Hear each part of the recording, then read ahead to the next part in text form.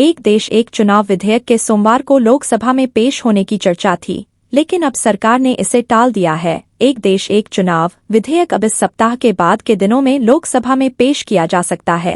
Reports के अनुसार सरकार पहले वित्तीय कार्यों को पूरा करेगी। गौरतलब है कि दो विधेयक, संविधान 129वां संशोधन विधेयक और संघ राज्य क्षेत्र कानून संशोधन विधेयक, सोमवार को लोकसभा में पेश किए जाने के लिए सूचीबद्ध थे। सोमवार को अब पहले अनुदानों की अनुपूरक मांगों को सदन द्वारा पारित किए जाने के बाद इस सप्ताह के अंत में विधेयक पेश किए जा सकते हैं।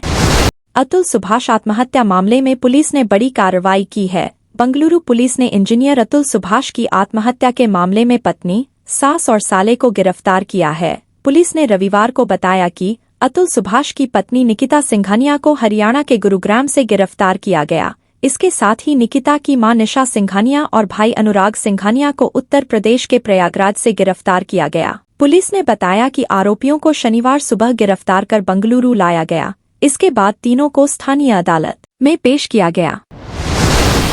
दिल्ली एनसीआर में वायु गुणवत्ता पर गठित केंद्र की समिति ने सर्दियों में प्रदूषण से निपटने के लिए संशोधित कार्य योजना जारी की है। इसमें संबंधित राज्यों से वायु गुणवत्ता खराब होने पर सख्त उपाय लागू करने को कहा गया है और गंभीर वायु प्रदूषण वाले दिनों में विद्यालयों के लिए हाइब्रिड मोड में पढ़ाई को अनिवार्य कर दिया गया है। वहीं वाहनों के प्रवेश से संबंधित नियमों को भी सख्त किया गया है। ग्रेप के तीसरे चरण के तहत ही दिल्ली, गाजियाबाद, गौतम बुद्ध नगर, गुरुग्राम, फरीदाबाद के स्कूल और कॉलेजों को कक्षा 5 तक की पढ़ाई को हाइब्रिड मोड में तब्दील करना होगा।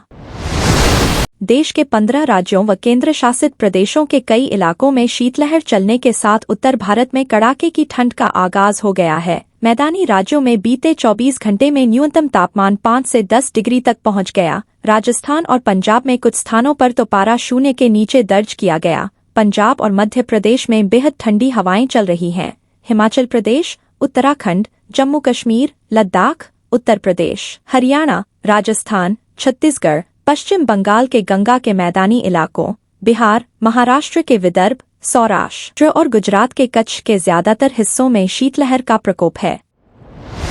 उत्तर प्रदेश के संभल जिले में 46 साल बाद खुले मंदिर में रविवार की सुबह शिव मंदिर में आरती की गई। शनिवार को जिला पुलिस और प्रशासन द्वारा चलाए गए अतिक्रमण विरोधी अभियान के दौरान मंदिर खोजा गया था। 14 दिसंबर को फिर से खोले गए मंदिर के बाहर पुलिस सुरक्षा तैनात की गई है। मंदिर परिसर की सफाई की गई है और बिजली की व्यवस्था की गई है। यहाँ सीसीटीवी कैमरे भी लगाए गए हैं। संभल के मुस्लिम बहुल मोहल्ले खग्गू सराय में 46 साल से ताला बंद मंदिर मिला है। डीएम और एसपी ने शनिवार को अपनी देखरेख में मंदिर का दरवाजा खुलवाया।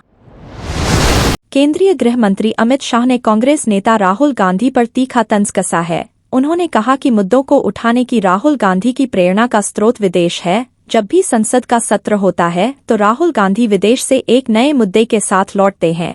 अमित शाह ने एक टीवी कार्यक्रम के दौरान राहुल गांधी पर तंज कसा। अमित शाह ने कहा कि हर बार जब भी संसद का सत्र होता है तो हमेशा विदेश से ही आरोप आते हैं और वे, राहुल गांधी, उनकी बात करते हैं। उनकी प्रेरणा का स्रोत विदेश से आता है, जिससे मुझे हैरानी भी नहीं होती। मुझे पता है कि उन्हें विदेश से ही प्रेरणा क्यों मिलती है।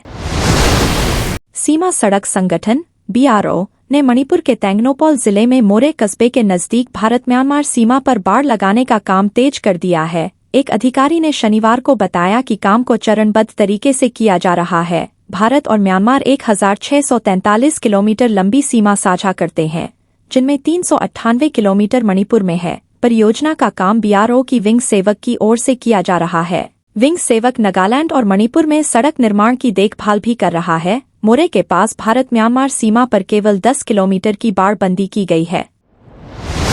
यूपी में पूर्वांचल और दक्षिणांचल बिजली निगमों को निजी हाथों में देने का विरोध बढ़ता जा रहा है। ऊर्जा संगठन निरंतर प्रदर्शन कर रहे हैं।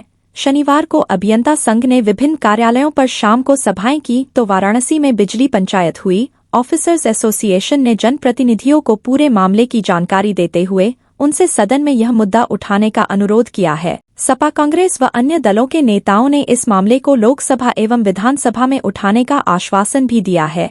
कार्मिकों ने निजीकरण का विरोध जारी रखने का ऐलान किया है। सुप्रीम कोर्ट ने इलाहाबाद हाई कोर्ट के उस आदेश को संशोधित किया है जिसमें उत्तर प्रदेश सरकार को 2010 में लंबे समय तक अनुपस्थित रहने के कारण बर्खास्त किए डॉक्टरों की सेवाएं बहाल करने का निर्देश दिया गया था। शीर्ष कोर्ट ने कहा, राहत देने से पहले अधिकार क्षेत्र का हवाला देने वाले लोगों के आचरण पर विचार किया जाना चाहिए। पीठ ने निर्देश दिया, राज्य सरकार डॉक्टरों को 3 महीने के अंदर 2.50 लाख रुपए का एकमुश्त मुआवजा दे, जिससे न्याय के हित पूरे होंगे। अपील में राज्य सरकार का तर्क था कि हाई कोर्ट ने सेवा समाप्ति के आदेश के तथ्यों को नजरअंदाज किया। ग्वालियर में शनिवार रात करीब 11 बजे ट्रैक्टर ट्रॉली पलटने से 4 लोगों की मौत हो गई। घटना घाटी गांव में आंतरी तिलावली तिराहा की है। ट्रैक्टर ट्रॉली में सहरिया आदिवासी समाज के लोग थे। मृतकों में एक नाबालिग भी शामिल है। हादसे में 15 से ज्यादा लोग घायल हो गए, जिन्हें एम्बुलेंस और पुलिस की गाड़ियों की मदद से जेएच के ट्रॉमा सेंटर में भर्ती कराया गया है। घटना की जानकारी मिलते ही कलेक्टर रुचिका चौहान ने ट्रॉमा सेंटर पहुंचकर घायलों का हाल जाना, साथ ही उनके बेहतर इलाज के इंतजाम करने के निर्देश अस्पताल प्रबंधन को दिए।